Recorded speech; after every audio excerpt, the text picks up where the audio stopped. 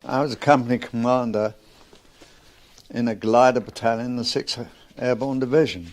My battalion was the 2nd Battalion of the Oxfordshire and Buckinghamshire Light Infantry, known throughout the Army as the 52nd of Foot. And as it was a company plus operation, my company was lucky to be selected for what turned out to be a wonderful operation. What was the role that your unit was to perform?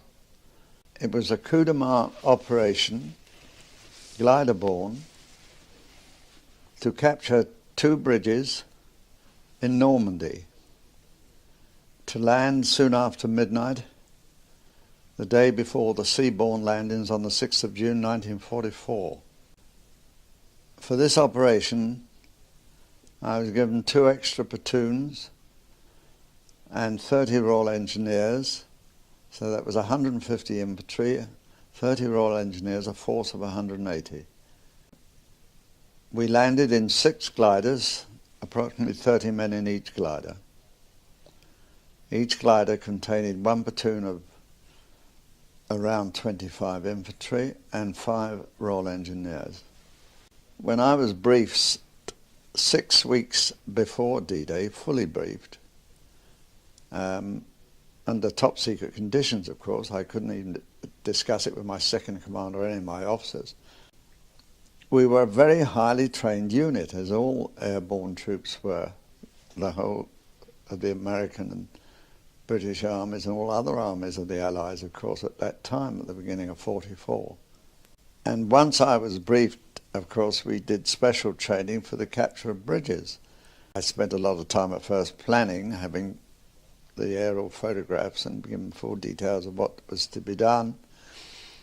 My second in command carried on with the special training.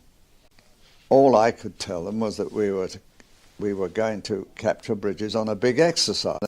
It was a waste of time, really, because everybody throughout the UK knew that the invasion was imminent at the time. But I had to be very careful that nobody, for security reasons, that nobody mentioned the word bridges, for instance, outside our training, and how big they were and things like. But it was quite obvious from the start that the biggest problem was going to be, it would be a night landing. And in order to get complete surprise, because that's why they chose gliders to do the job as distinct from parachutists. Parachutists take a long time to get together and form a platoon and company to attack an objective, whereas gliders will land 30 men on the spot, providing the glider pilots do their job. Quite satisfied on that account, really, in that I knew that we had the very best glider pilots that the glider pilot regiment could produce. They'd all done Sicily, and I knew that they were being thoroughly trained